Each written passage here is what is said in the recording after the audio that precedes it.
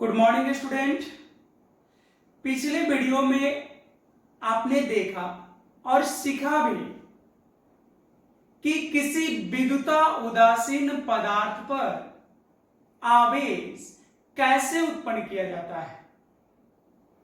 तो आपने देखा था कि जब किसी विद्युता उदासीन पदार्थ के इलेक्ट्रॉनों की संख्या के साथ छेड़छाड़ करते थे, जब पदार्थ को छेड़ते थे, क्या होता है? आपको भी हम लोग, मान लीजिए आप है, आपको कोई छेड़ देता है तो आप आवेशित हो जाते हैं, गुस्सा हो जाते हैं। तो गुस्सा होना मतलब आप पे आवेश आ जाता है, चार्ज आ जाता है। उसी पदार्थ जब किसी पदार्थ के इलेक्ट्रॉन की संख्या के साथ छेड़छाड़ करते हैं तो पदार्थ भी आवेशित हो जाता है। क्या हो जाता है? आवेशित। अब इसमें हम लोग क्या करते थे कि छेड़छाड़ कैसे होता था? तो या तो पदार्थ को इलेक्ट्रॉन दे देते थे या पदार्थ से इलेक्ट्रॉन निकाल लेते थे।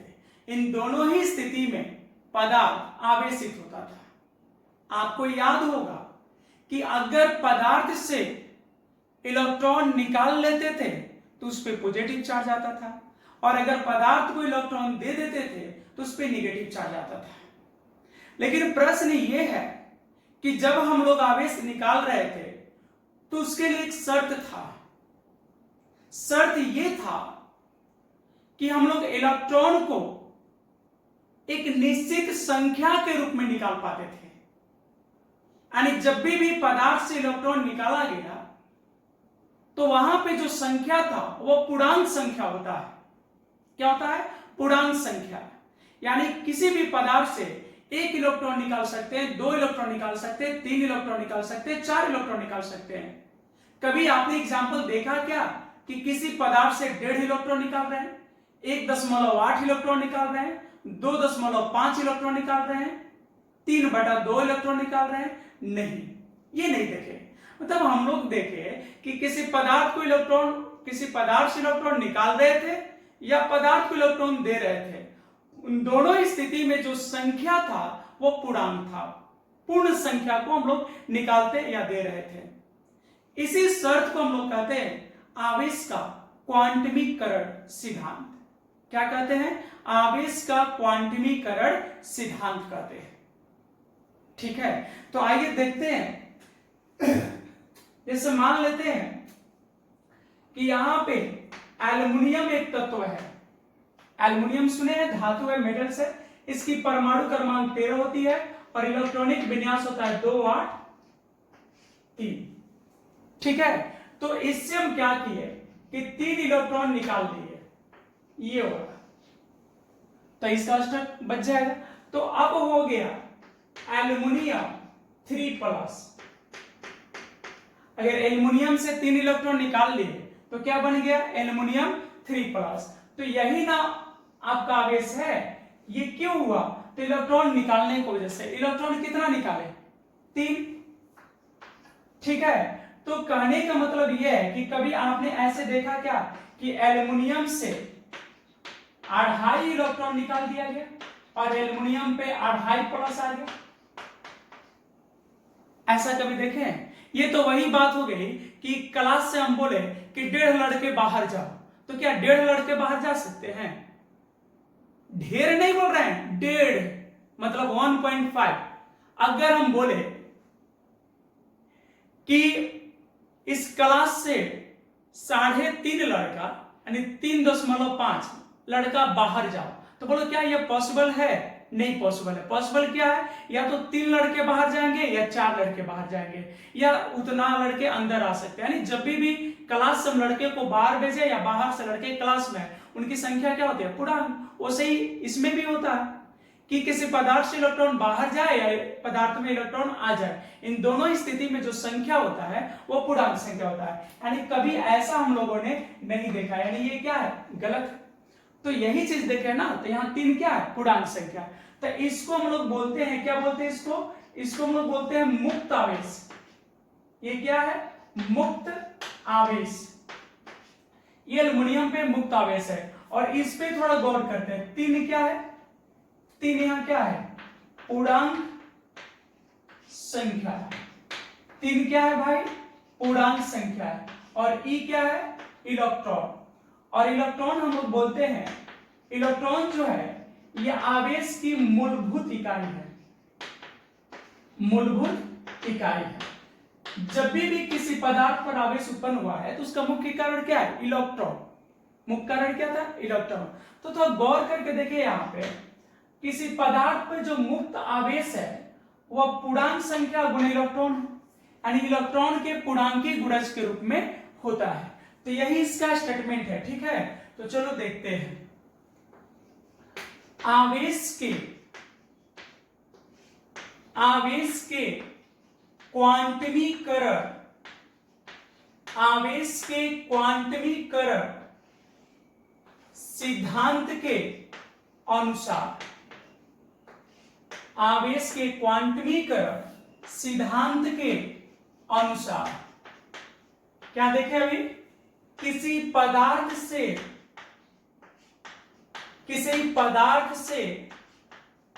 मुक्त आवेश, किसी पदार्थ से मुक्त आवेश हमेशा,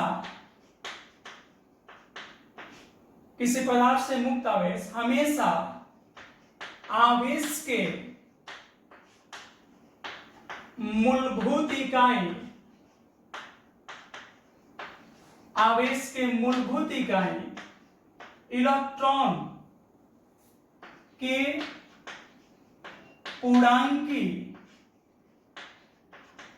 गुणज के रूप में, पूर्णांकी गुणज के रूप में होता है, ठीक है।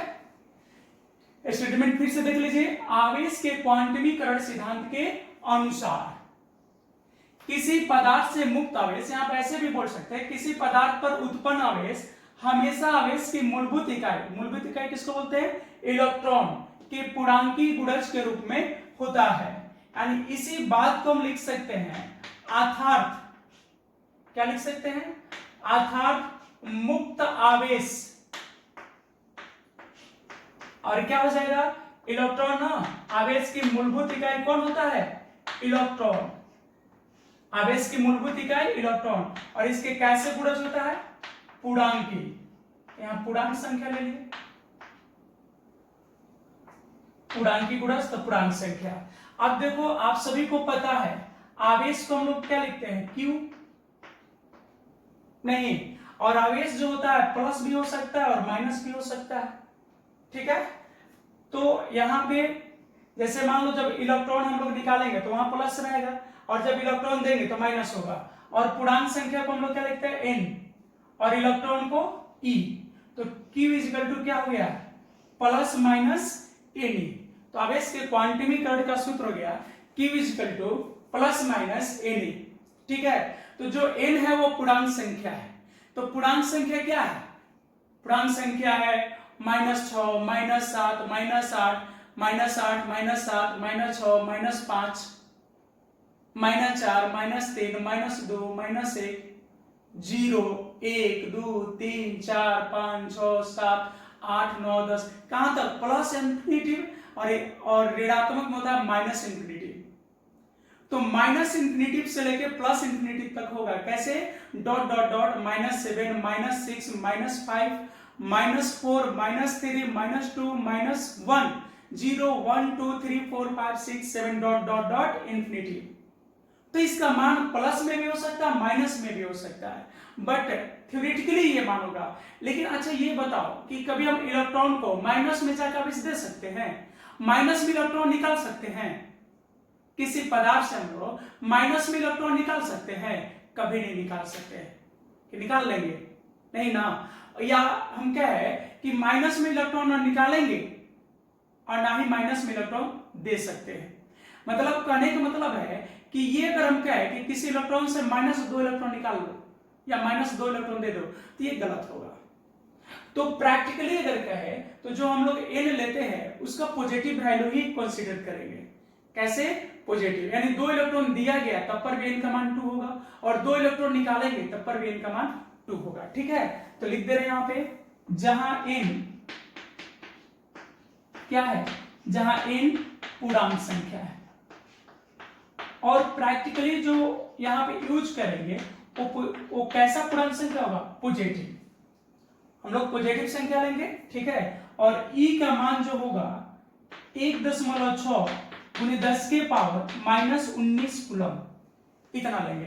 अब आप कह सकते हैं कि सर यहाँ तो माइनस होता है, तो यहाँ पे हम लोग परिमाण लेके चलेंगे। क्या लेके चलेंगे?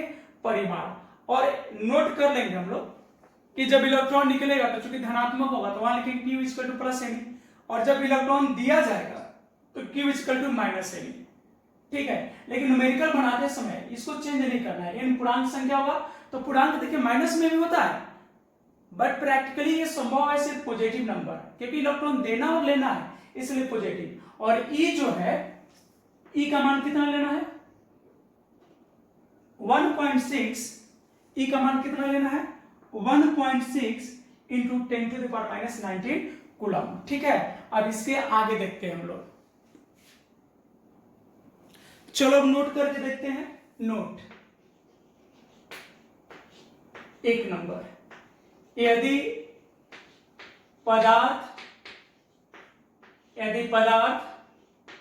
इलेक्ट्रॉन का त्याग करता है, यदि पदार्थ इलेक्ट्रॉन का त्याग करता है,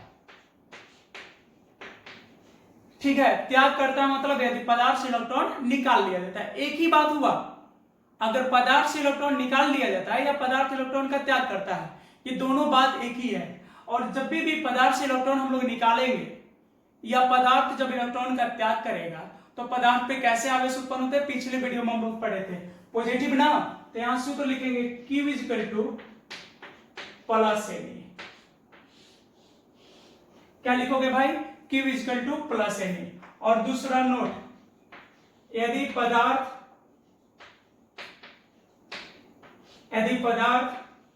इलेक्ट्रॉन को ग्रहण करता है, ग्रहण करना मतलब ऑब्जर्व करना होता है, ठीक है। ग्रहण करता है। देखो इस बात को ऐसे भी बोल सकते हैं कि यदि पदार्थ को इलेक्ट्रॉन दिया जाता है, पदार्थ को इलेक्ट्रॉन देना और पदार्थ के द्वारा इलेक्ट्रॉन लेना, ये दोनों एक ही बात है, समझ रहे हैं ना। तो उस स्थिति में कैसे आवेश आते हैं? माइनस। तो फिर सूत्र हो जाएगा Q equal to minus n, ठीक है। अब देखो आपके सवाल का जवाब यहां मिल गया है। अब आप सोच रहे थे कि यहाँ पे इलेक्ट्रॉन पे माइनस होता है, तो अच्छा ये बताओ, विद्युता उदासीन था, इलेक्ट्रॉन दे दिया हम पदार्थ को तो उसमें माइनस आवेश आ जाता है, तो माइनस लिखे ना। तो इलेक्ट्रॉन के नेचर की वजह से ही माइनस होगा। मान लो यहाँ भी माइनस ले लिए कि माइनस चिन्ह होता है, इलेक्ट्रॉन देने के बाद फिर माइनस ले लिए, एक ही बात दो बार हो गया, तो ये गलत हो जाएगा, क्योंकि आंसर आपका पॉजिटिव आ जाएगा चार्ज, जो कि संभव नहीं है। तो इसलिए हम लोग इस तरह से करते हैं। अब एक छोटा सा यहां क्वेश्चन करते हैं, ठीक है। यानी किसी भी पदार्थ पे आवेश जो है वह तभी संभव है जब उससे निकाले गए या दिए गए इलेक्ट्रॉनों की संख्या क्या होगा? पूर्णांक नंबर होगा, ठीक है, पूर्णांक संख्या होगा। तो अगर क्वेश्चन है कि क्या किसी पदार्थ पर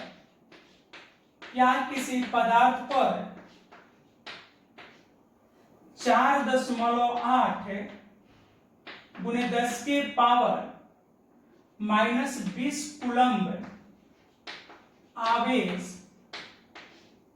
कूलम्ब आवेश हो सकता है। क्या क्वेश्चन है कि क्या किसी पदार्थ पर 4.8 गुने 10 के पावर -20 कूलम्ब आवेश हो सकता है? तो इसका जवाब ना आप दीजिएगा और ना हम देंगे। इसका जवाब कौन देगा? तो इसका जवाब देगा ये सूत्र, ठीक है। तो ये सूत्र कैसे जवाब देगा? तो हम निकाल देंगे n का मान। अगर n का वैल्यू पूर्णांक संख्या आया तो बोलेंगे हाँ आवेश का यह मान संभव है।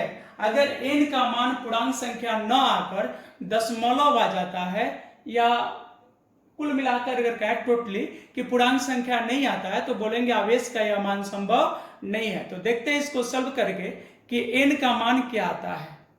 तो जब क्वेश्चन को हम लोग पढ़े तो यहां से कुछ डाटा हम लोग को दिखा, ठीक है। तो डाटा क्या था लिखते हैं यहां पे आंसर। तो यहां पे कुछ दिया गया है कुछ यहां पर दिया गया है। क्या दिया गया आपको पता है? पहले कि आवेश कितना है, तो आवेश है 4.8 गुने 10 के पावर -20 कूलम, यही दिया गया है। और E का मान हम सभी जानते हैं कितना लेना है, 1.6 गुने 10 के पावर -19 कूलम, और हमें चाहिए N का मान। यही डिसाइड करेगा कि आवेश का मान संभव है या नहीं है। और Q इक्वल टू, अब देखो यहाँ पे दो सूत्र होता था, प्लस N और माइनस N। तो यहाँ तो बोला ही नहीं कि दिया गया है कि लिया गया है। तो जब कुछ ना बोले कि पदार्थ पे आवेश दिया गया है, मतलब इलेक्ट्रॉन दिया गया है या इलेक्ट्रॉन निकाला गया है, तो उस स्थिति में हम लोग लेके चलते हैं पॉजिटिव। जब कुछ पता ना हो, कहीं की भी बात कर रहे हैं, तो हम लोग पॉजिटिव लेके चलते हैं। कहा जाता है कि इंसान जो सोचता है वही होता है। थिंक पॉजिटिव, बी पॉजिटिव, इसलिए पॉजिटिव ले लिया जाता है। जैसे बच्चे प्रश्न करते हैं कि सर आप कोई न्यूमेरिकल सॉल्व करते हैं तो वहां पे प्लस चार्ज मान लेते हैं, तो इसलिए माना जाता है क्योंकि प्लस और माइनस जब अपने मन से चुनना हो तो हर इंसान पॉजिटिव को चुनता है, कोई निगेटिव चुनना नहीं चाहता है। अगर आप ही से, जैसे फिल्म कहीं बन रहा है, आप ऑडिशन देने गए हो, तो हर किसी का फर्स्ट चॉइस होता है कि हम उस फिल्म का हीरो बने, मतलब पॉजिटिव रोल में रहे। कौन विलेन बनना चाहता है? मजबूरी होती है कि लोग विलेन बनते हैं या विलेन का किरदार निभाते हैं। समझ गए? तो आइए देखते हैं।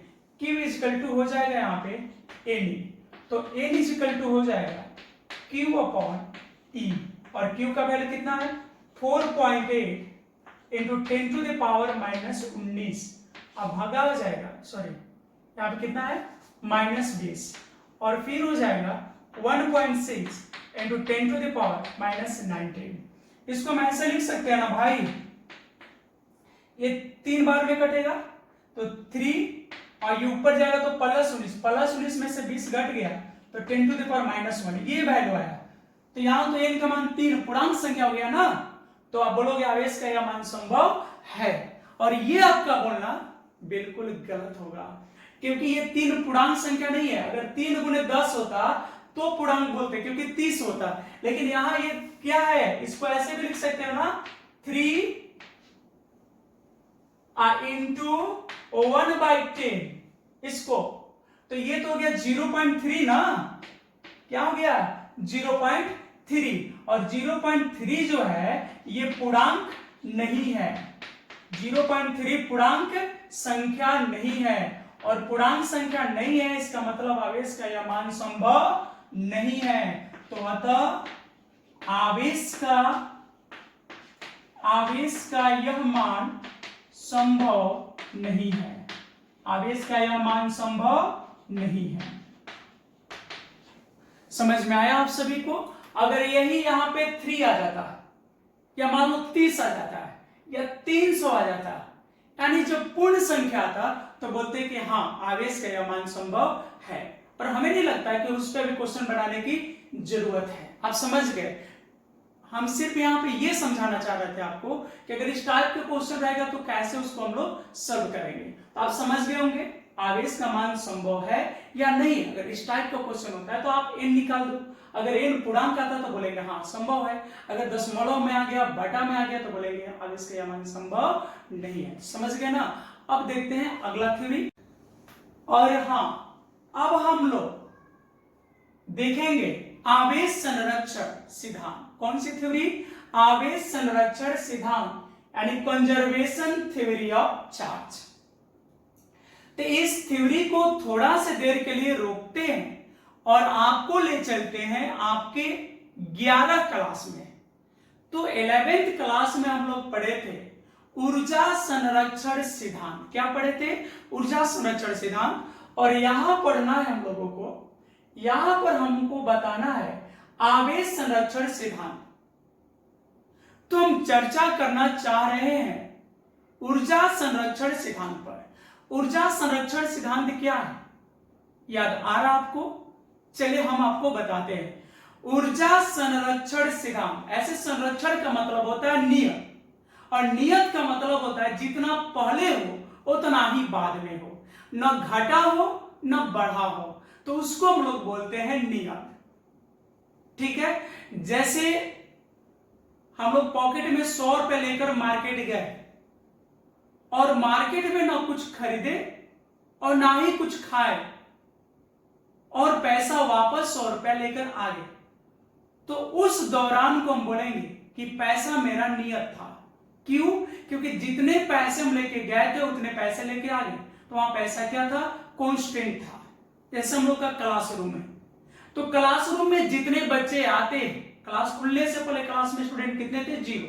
फिर जितने बच्चे आते हैं फिर उतना पढ़ के चले जाते हैं। तो जितना आया, अगर क्लास में 100 स्टूडेंट आया और 100 चल गया, 100 ही आया और 100 चला गया, तो क्या बोलेंगे? वहां पे क्लास में आने वाले स्टूडेंट का नंबर क्या है? कांस्टेंट है। तो ऊर्जा संरक्षण सिद्धांत में हम लोग पढ़े थे, ऊर्जा संरक्षण सिद्धांत के अनुसार ऊर्जा को न तो उत्पन्न किया जाता है और ना ही इसे नष्ट किया जाता है। ऊर्जा को सिर्फ एक रूप से दूसरे रूप में बदला जा सकता है। जैसे प्रकाश ऊर्जा को हम लोग विद्युत ऊर्जा में बदल सकते हैं, विद्युत ऊर्जा को प्रकाश ऊर्जा, ध्वनि ऊर्जा में बदल लेते हैं। तो सिर्फ एक रूप से दूसरे रूप में बदल सकते हैं, और इसी कथन को हम लोग बोलते थे ऊर्जा संरक्षण सिद्धांत। आपको याद आ गया होगा। और यहां है आवेश संरक्षण सिद्धांत। तो यहां बोलेंगे हम लोग आवेश संरक्षण सिद्धांत के अनुसार, आवेश संरक्षण सिद्धांत के अनुसार आवेश को न तो उत्पन्न किया जा सकता है और ना ही आवेश को नष्ट किया जा सकता है।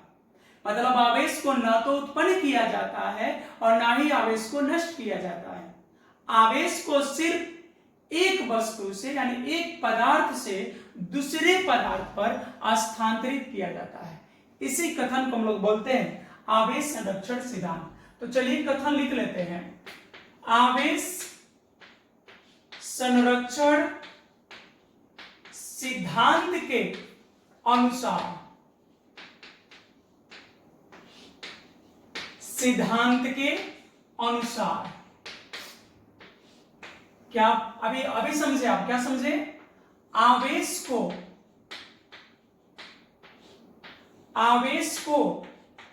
न तो उत्पन्न किया जाता है, न तो आवेश को उत्पन्न किया जाता है और नहीं इसे, और ना ही इसे, ना ही मतलब नहीं, और ना ही इसे नष्ट किया जाता है, और ना ही इसे नष्ट किया जाता है। आवेश को क्या करते हैं हम लोग? सिर्फ आवेश को क्या करेंगे? बोलिए, क्या करते हैं हम लोग? आवेश को सिर्फ एक वस्तु से, आवेश को सिर्फ एक वस्तु से, सिर्फ एक वस्तु से दूसरे वस्तु पर, सिर्फ एक वस्तु से दूसरे वस्तु पर स्थानांतरित किया जा सकता है, सिर्फ स्थानांतरित किया जा सकता है। इसी कथन को हम लोग बोलते हैं आवेश संरक्षण सिद्धांत। इसको हम लोग समझेंगे कैसे? कुछ एग्जाम्पल से समझेंगे। ठीक है, ये कथन समझ में आ गया? चलो एक बार फिर से रिपीट कर लेते हैं। आवेश संरक्षण सिद्धांत के अनुसार आवेश को न तो उत्पन्न किया जाता है और ना ही इसे नष्ट किया जाता है। आवेश को सिर्फ एक वस्तु से दूसरे वस्तु पर स्थानांतरित किया जा सकता है। जैसे साधारण नमक को हम लोग क्या लिखते हैं? NaCl, और इसको अगर घटक में तोड़ दे तो होता है सोडियम आयन और क्लोरीन आयन। ये साधारण नमक है, सोडियम क्लोराइड, और ये सोडियम आयन, ये क्लोरीन आयन। तो जब हम लोग साधारण नमक खाते हैं तो क्या होता है? ऐसे झटका मारता है बिजली का? नहीं ना। इसका मतलब है कि उस पे साधारण अवस्था में कोई चार्ज नहीं होता है। नमक पे साधारण अवस्था में कोई चार्ज नहीं होता है। तो इस नमक पर साधारण अवस्था में कुल चार्ज कितना है? 0 कूलम। कितना चार्ज है? 0 कूलम। ऐसे अगर केमिस्ट्री की भाषा से कहे तो किसी भी पदार्थ का जो अणु होता है, जो मॉलिक्यूल होता है, उस पे नेट चार्ज 0 होता है। कितना होता है? 0। जैसे H2O, तो H2O पे नेट चार्ज कितना माना जाएगा? 0। किसी भी मॉलिक्यूल पे, जैसे H2O है, इस पे नेट चार्ज 0, CO2 है, इस पे 0, उसी तरह NaCl पे भी कितना होगा? 0। साधारण अवस्था में भी है। अब चेक करते हैं RHS को। ये इस पे आवेश कितना हो गया? 0 कूलम। अब RHS देखते हैं, तो RHS पे कितने हैं? 2 है, एक सोडियम आयन और एक क्लोरीन आयन। सोडियम, जो सोडियम आयन है, इस पे रिलेटिव चार्ज है +1। कितना है भाई? +1। और इस पे है -1। तो +1 और -1 कितना हो जाएगा? 0 कूलम। ठीक है, तो इस एग्जाम्पल को अगर देखें तो LHS में कितना चार्ज था? 0 कूलम। और RHS में भी कितना हो गया? 0 कूलम। तो यहां पे बोलो, जबकि इधर देखे तो कोई चार्ज नहीं है, प्लस इधर प्लस माइनस कुछ है नहीं है। इधर दो टूट के बन गया, सोडियम आयन और क्लोरीन आयन में। ये जो नमक था NaCl इधर टूट गया, विघटित हो गया, और विघटित होकर क्या बना? सोडियम प्लस और Cl माइनस। तो पार्टिकुलरली अगर देखे दोनों घटक को तो चार्ज है, अलग अलग दोनों को देखे तो चार्ज है, इस पे धनात्मक और इस पे ऋणात्मक। लेकिन जब पूरे RHS को देख रहे हैं तो फिर कितना हो गया? 0। मतलब जितना पहले था उतना ही बाद में 0 0। एक और एग्जांपल ले लेते हैं, दूसरा एग्जांपल। जैसे इलेक्ट्रॉन, कौन? इलेक्ट्रॉन। इलेक्ट्रॉन को हम लोग लिखते हैं E-, ठीक है। और पॉजिट्रॉन, और पॉजिट्रॉन, पॉजिट्रॉन पे क्या होता है? प्लस। इलेक्ट्रॉन और पॉजिट्रॉन दोनों पे आवेश बराबर होता है। यहां पे E- क्या है? इलेक्ट्रॉन। और E+ क्या है? पॉजिट्रॉन। ठीक है, इलेक्ट्रॉन और पॉजिट्रॉन दोनों पे आवेश बराबर होता है। ठीक है, -1.6 गुणे 10 के पावर -19 इस पे होता है, और इस पे होता है +1.6 गुणे 10 के पावर -19। तो दोनों पे चार्ज बराबर होता है, और परिमाण क्या होता है? दोनों पे परिमाण, चार्ज का परिमाण बराबर होता है, और चिन्ह यानी प्रकृति विपरीत होता है। तो जब इलेक्ट्रॉन और पॉजिट्रॉन दोनों मिलते हैं तो दोनों मिलकर विद्युता उदासीन हो जाते हैं, और फिर बनता है यहाँ पे ऊर्जा। यानी इलेक्ट्रॉन और पॉजिट्रॉन मिलके क्या बनाते हैं? एनर्जी बनाते हैं। तो LHS देखते हैं हम, LHS में कुल चार्ज कितना है? तो Q। तो LHS में है -1 और यहाँ पे है +1, तो टोटल चार्ज कितना हो गया? 0 कूलम। और RHS देखें तो एनर्जी है, तो ऊर्जा भी चार्ज नहीं होता है। यहाँ पे ऊर्जा भी क्या है? तो ऊर्जा का चार्ज यहाँ पे 0 कूलम, इस पे भी कोई चार्ज नहीं है।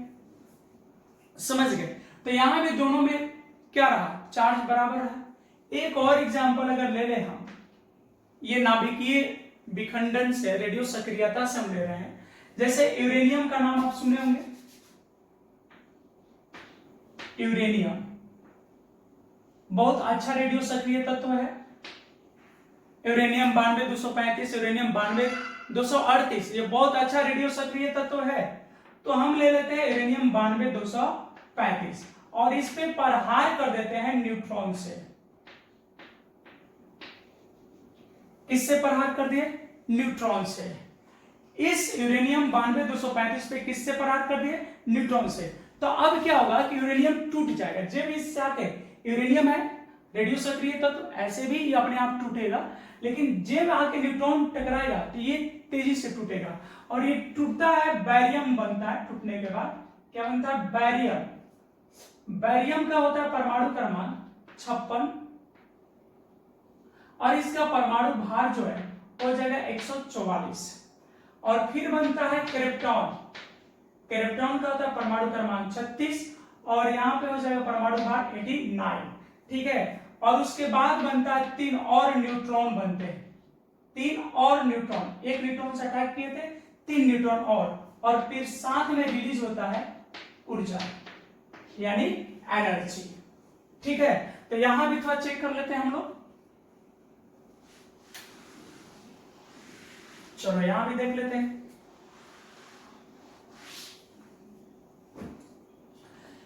यहां अगर हम LHS देखें तो LHS का टोटल चार्ज आपको पता है, यहां पे एलिमेंट लिए है तो यहां परमाणु क्रमांक है 92 और न्यूट्रॉन के लिए 0 लिए है। तो जितना परमाणु क्रमांक होता है उतना इसमें इलेक्ट्रॉन होगा। तो इसमें कुल कितने इलेक्ट्रॉन रहे? तो 92 इलेक्ट्रॉन हो गए यूरेनियम के लिए और 0 हो गए न्यूट्रॉन के लिए। तो टोटल कितने इलेक्ट्रॉन रह गए? 92 इलेक्ट्रॉन। तो इसमें चार्ज कितना हो गया? 92 इलेक्ट्रॉन के बराबर। यानी अगर हम कहें तो हो गया 92 गुने 1.6 गुने 10 के पावर -19 कूलम, और चूंकि इलेक्ट्रॉन है तो माइनस इतना कूलम चार्ज रहा। अगर उसी तरह हम RHS चेक करें, यहां पे दूसरा वर्ड है RHS, तो ये टूटा है 4 पार्ट में। देखो, बैरियम, क्रिप्टॉन, 3 न्यूट्रॉन और एनर्जी के फॉर्म में। तो यहाँ पे बैरियम के परमाणु क्रमांक कितना है? 56, मतलब इसमें 56 इलेक्ट्रॉन है। क्रिप्टॉन का है 36, तो इस पे 36 इलेक्ट्रॉन है और प्लस 3 न्यूट्रॉन, तो 3 गुने 0 करोगे तो फिर 0 हो जाएगा और ऊर्जा पे कोई चार्ज नहीं। तो फिर यहां हो गया 92 इलेक्ट्रॉन, और 92 इलेक्ट्रॉन का मतलब है -92 गुने 1.6 गुने 10 के पावर -19 कूलम। तो इसका LHS देखो यहां पे और इसका RHS देखो यहां पे। ठीक है, तो ये LHS और ये RHS, जबकि अगर देखें यहां पे पूरे रिएक्शन को देखें, पूरी घटना को देखें, तो बहुत सारा चीज परिवर्तन हुआ है। नहीं, ये पदार्थ बदल गए हैं। जैसे पहले यूरेनियम था, अब बैरियम और क्रिप्टॉन है उधर। तो ये सभी चीजें बदली, लेकिन क्या नहीं बदला? तो LHS में जितना चार्ज पहले था उतना ही अभी भी है। तो इन सभी एग्जाम्पल से स्पष्ट है कि आवेश क्या होता है? नियत होता है। यानी पदार्थ भले ही बदल रहे हैं, पदार्थ बदल रहे हैं, लेकिन आवेश नहीं बदल रहा है। पदार्थ बदल रहे हैं, देख लो आप, जैसे यहाँ पे यूरेनियम था, इधर बैरियम और क्रिप्टॉन हो गए। तो पदार्थ बदल रहे हैं लेकिन आवेश नहीं बदल रहा है। तो हम लिख देंगे, अतः ऊपरी उदाहरण से स्पष्ट है कि आवेश क्या होता है? संरक्षित होता है। आवेश संरक्षित होता है। ठीक है, कोई प्रॉब्लम आपको? तो चलो, इस तरह से ये हो गया। अब रहा कि आवेश संरक्षण सिद्धांत 2 नंबर में पूछता है एग्जाम में, तो क्या इतने सारा लिखा जाएगा? नहीं, बिल्कुल मत लिखिएगा इतना, सिर्फ स्टेटमेंट दे दीजिएगा। क्या लिख दीजिएगा? स्टेटमेंट। क्या था स्टेटमेंट? आवेश संरक्षण सिद्धांत के अनुसार आवेश को न तो उत्पन्न किया जाता है और ना ही इसे नष्ट किया जा सकता है। आवेश को सिर्फ एक पदार्थ से दूसरे पदार्थ पर स्थानांतरित किया जा सकता है। इतना लिख के और कोई भी एक एग्जाम्पल ले लीजिएगा। 3 एग्जाम्पल लिए तो कोई भी एक एग्जाम्पल दिखा दीजिएगा। आपके 2 नंबर के लिए जो शॉर्ट क्वेश्चन होते हैं उसके लिए काफी है इतना। ठीक है, तो आज इतना ही, और अब आपसे मिलते हैं हम नेक्स्ट वीडियो में।